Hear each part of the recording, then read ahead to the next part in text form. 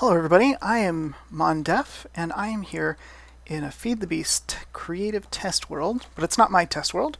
This test world belongs to TheWajone, TheWajone.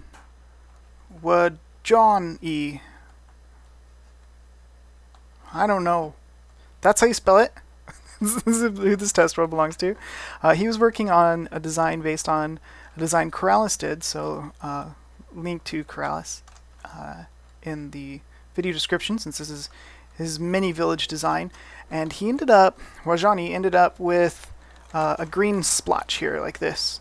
And he contacted me and he said, hey, what would I do with a space like this? And I said, hey, send me the world and I will show you. So I came up with a few different ideas. Of course, this is a creative test world, so none of these are finished or polished ideas, but this is one. Very vanilla feeling, just, hey, a little gardeny space with a tree in it. Helps break up the space. I removed the solar panels that you had set around across here. If you're this hurt for power, I'll show you what I would do for power without sacrificing the aesthetic of this area. So here's one idea, very vanilla. Here's another, also very vanilla, just a pool, like a pond, kind of a public, fountain type area. You could even, I didn't do this, but you could even do something where you came up and set up water like that. So you could even do something like that, and you could add a nice splash of color to the area. So that's an idea. But then I got thinking, hey, let's think. We're in Feed the Beast. Let's think to Feed the Beast. And I thought, hey, portals look cool, right? So this is a Mistcraft portal. You can see the crystal all set up underneath here. So just crystal. And I hid the book receptacle back behind here. So here's the book receptacle. And the cool thing about Mistcraft portals is they can be a ton of different colors. So you can really, customize this. You can just take the book out, put the book in, get a different color. There's green. There's orange. There's purple. Of course, some of the colors just aren't going to work for your area. So you just put it in enough time. Here's yellow to kind of match the wood until you get a color you like. I put sandstone underneath here, just so, have a nice backing. Because it's semi-transparent, if you don't have a nice backing on it, then it will, green, look, it'll look like dirt, It'll literally look like dirt.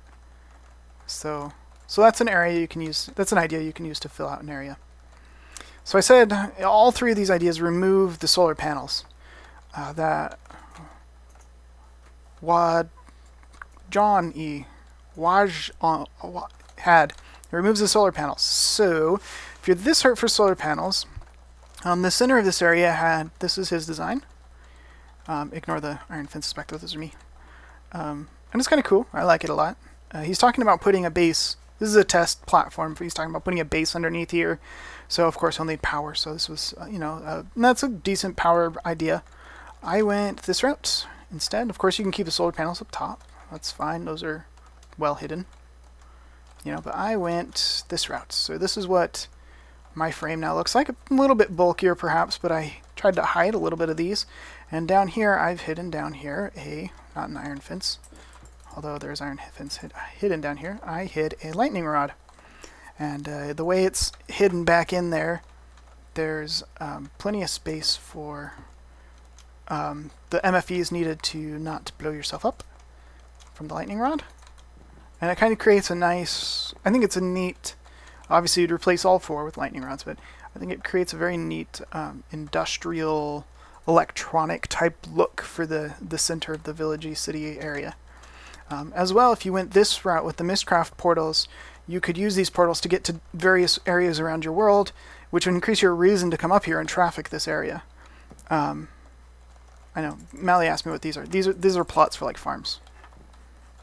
I know they look funny in wool, but that's like this. There we go. Yeah. So increase your reason to come up here.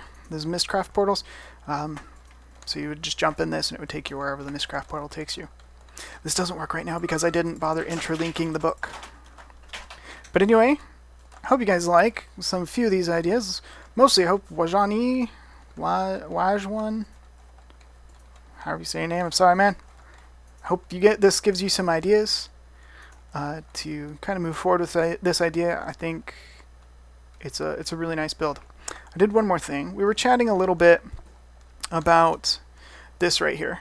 I felt like this felt a little bit... He sent me screenshots while we were talking about it before I had him send me the world.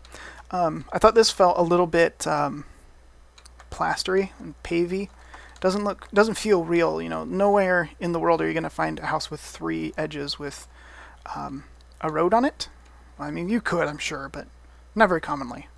We're used to seeing stuff that has greenery between trees, so I recommended he put some green between the trees. So this is what he sent over, and he said he likes it a lot better. I definitely think that's better, but I changed one of these into this, and I might even go, you know, something like this.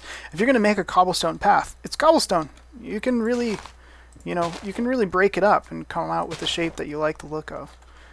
So don't be afraid to break up a cobblestone path, especially if it's in like an uncared for alleyway like this between the two houses. This isn't like city street area. This is just like walkways that somebody had put in here. So it can be a broken cobblestone path. So that's an idea too. It makes it, again, not feel quite as industrialized and sharp, rigid lines like this is.